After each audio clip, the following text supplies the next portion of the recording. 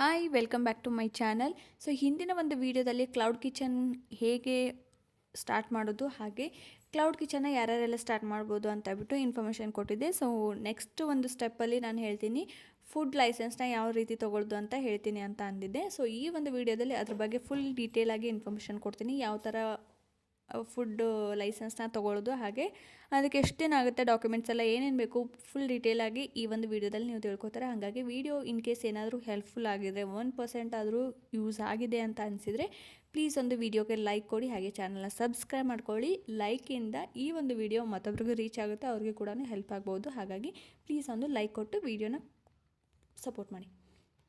So cloud kitchen, ನೀವು cloud kitchen ಆಗಿರ್ಬೋದು ಅಥವಾ ಬೇರೆ ಯಾವುದೇ ಒಂದು ಫುಡ್ ಐಟಮ್ ಬಿಸ್ನೆಸ್ ಸ್ಟಾರ್ಟ್ ಮಾಡಬೇಕು ಅಂದರೆ ಈ ಒಂದು FSSAI ಫುಡ್ ಲೈಸೆನ್ಸ್ನ ನೀವು ಕಂಪಲ್ಸರಿಯಾಗಿ ನೀವು ಮಾಡಿಸ್ಲೇಬೇಕಾಗುತ್ತೆ.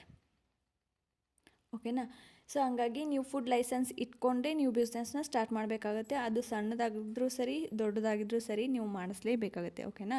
ಸೊ ನೀವು ಚಿಕ್ಕದಾಗಿ ಈ ಥರ ಕ್ಲೌಡ್ ಕಿಚನ್ನ ಮಾಡ್ತಾಯಿದ್ದೀರಾ ಮನೆಯಲ್ಲೇ ಅಂದರೆ ನಿಮಗೆ ಇಲ್ಲಿ 3 ಥರ ಬರುತ್ತೆ: basic registration and state registration, central registration ಅಂತ ಹೇಳ್ಬಿಟ್ಟು.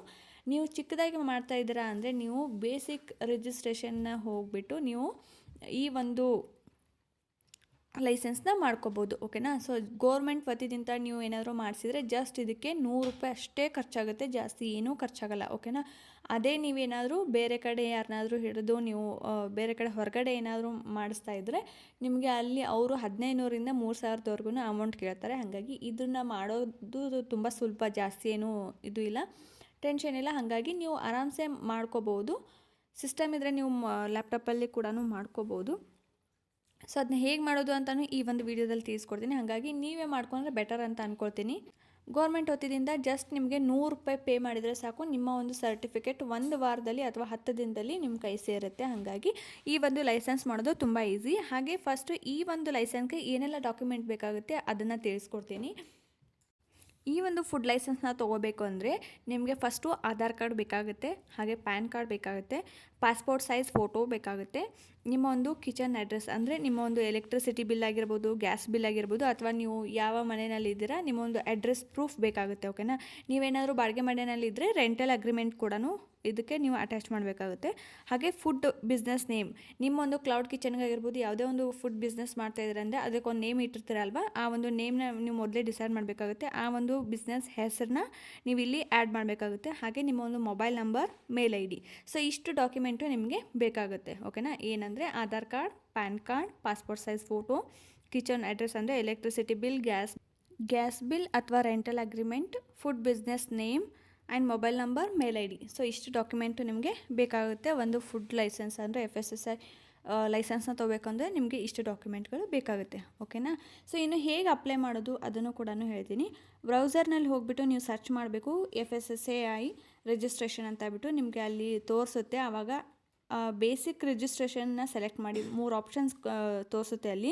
Basic registration and state and central, ಈ ಥರ ನಿಮಗೆ 3 ಆಪ್ಷನ್ ಬರುತ್ತೆ.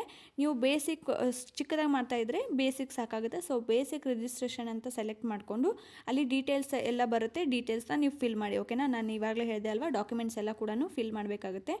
ಡಾಕ್ಯುಮೆಂಟ್ ಎಲ್ಲ ಫಿಲ್ ಮಾಡಿ ಅಪ್ಲೋಡ್ ಮಾಡಿ, ಆಮೇಲೆ ಅಲ್ಲಿ ಪೇಮೆಂಟ್ ಕೇಳುತ್ತೆ, ನೀವು ₹100 ಪೇ ಮಾಡಬೇಕಾಗುತ್ತೆ. ಪೇ ಮಾಡಿ ನೀವು ಅಪ್ಲೋಡ್ ಕೊಟ್ಟರೆ ನಿಮಗೆ 6ರಿಂದ 10 ದಿನದಲ್ಲಿ ನಿಮ್ಮ ಒಂದು ಫುಡ್ ಲೈಸೆನ್ಸ್ ನಿಮಗೆ ಕೈ ಸೇರುತ್ತೆ. ಓಕೆನಾ?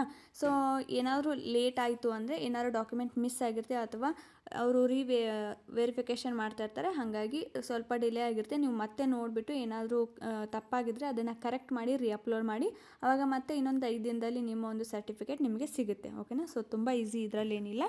ಜಸ್ಟ್ ನಿಮಗೆ ಒಂದು ₹100ರಿಂದ ₹150 ಖರ್ಚಾಗುತ್ತೆ ಅಷ್ಟೇ. ಓಕೆನಾ? ಸೊ ಇದಾಯಿತು. ಇನ್ನು ಗೌರ್ಮೆಂಟ್ ವತಿಯಿಂದ ಹೋದರೆ ನಿಮಗೆ ಕಡಿಮೆ ಫೀಸ್ ಇರುತ್ತೆ, ಹೊರಗಡೆ ಹೋದರೆ ನಿಮಗೆ ಜಾಸ್ತಿ ಹೇಳ್ತಾರೆ. ಇನ್ನು ಇದರ ವ್ಯಾಲಿಡಿಟಿ ಎಷ್ಟಿರುತ್ತೆ? ಸೊ ನೀವು ವರ್ಷ ಕೂಡ ಇದಕ್ಕೆ ರಿನಿವಲ್ ಮಾಡಬೇಕಾಗುತ್ತೆ.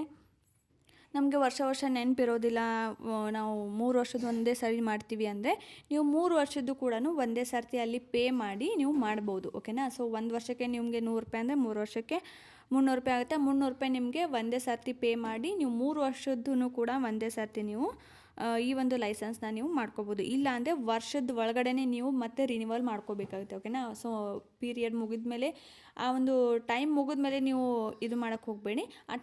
ಆ ಒಂದು ಪೀರಿಯಡ್ ಒಳಗಡೆ ನೀವು ರಿನಿವಲ್ ಮಾಡ್ಕೋಬೇಕಾಗುತ್ತೆ. ಹಾಗಾಗಿ ನಿಮಗೆ ಅಲ್ಲಿ ಆಪ್ಷನ್ ಕೂಡ ಕೊಟ್ಟಿರ್ತಾರೆ 1 to 3 years ಆ್ಯಂಡ್ 5 years ಅಂತ ಹೇಳ್ಬಿಟ್ಟು. ಸೊ ಆವಾಗ ನೀವು ಅದನ್ನು ಸೆಲೆಕ್ಟ್ ಮಾಡ್ಕೊಂಡು ಅಷ್ಟು ಪೇ ಮಾಡಿದರೆ ನಿಮಗೆ ಅಷ್ಟು ವರ್ಷ ಲೈಸೆನ್ಸು ಆಗಿರುತ್ತೆ. ಓಕೆನಾ. ಸೊ ಅಷ್ಟರವರೆಗೂ ನೀವು ರಿನ್ಯೂವಲ್ ಮಾಡೋ ಅವಶ್ಯಕತೆ ಇರೋದಿಲ್ಲ. ಸೊ ಇದಾಗಿತ್ತು ಫುಡ್ ಲೈಸೆನ್ಸ್ ಅಂದರೆ FSSAI ರಿಜಿಸ್ಟ್ರೇಷನ್ ಬಗ್ಗೆ. ಡಾಕ್ಯುಮೆಂಟ್ ಏನೇನು ಬೇಕು, ಹೇಗೆ ಅಪ್ಲೈ ಮಾಡೋದು, ಫೀಸ್ ಎಷ್ಟು ದಿನ ವ್ಯಾಲಿಡಿಟಿ ಇರುತ್ತೆ, ಸೊ ಫುಲ್ ಡೀಟೇಲ್ ಇದರಲ್ಲಿ ತಿಳಿಸಿದ್ದೀನಿ. ಸೊ ಇದು ಫುಡ್ ಲೈಸೆನ್ಸ್ ಅಂದರೆ ನೀವು ಯಾವುದೇ ಥರ ಫುಡ್ ಬಿಸ್ನೆಸ್ ಮಾಡಬೇಕಂದ್ರೆ ಈ ಒಂದು ಲೈಸೆನ್ಸ್ ಕಂಪಲ್ಸರಿಯಾಗಿ ನೀವು ಇಟ್ಕೊಳ್ಳೇಬೇಕಾಗುತ್ತೆ. ಸೊ ಇವತ್ತಿನ ಒಂದು ವಿಡಿಯೋ ಇದಾಗಿತ್ತು. ನಿಮಗೇನಾದರೂ ಹೆಲ್ಪ್ಫುಲ್ ಆಗಿದ್ರೆ, ಇಷ್ಟ ಆಗಿದ್ರೆ ಪ್ಲೀಸ್ ಒಂದು ಲೈಕ್ ಮಾಡಿ, ಚಾನಲ್ನ ಸಬ್ಸ್ಕ್ರೈಬ್ ಮಾಡ್ಕೊಳ್ಳಿ. ನೆಕ್ಸ್ಟ್ ವಿಡಿಯೋದಲ್ಲಿ ಆರ್ಡರ್ಸ್ನ ಹೇಗೆ ತೊಗೊಳ್ಳೋದು ಅಂತ ತಿಳಿಸ್ಕೊಡ್ತೀನಿ. Thank you.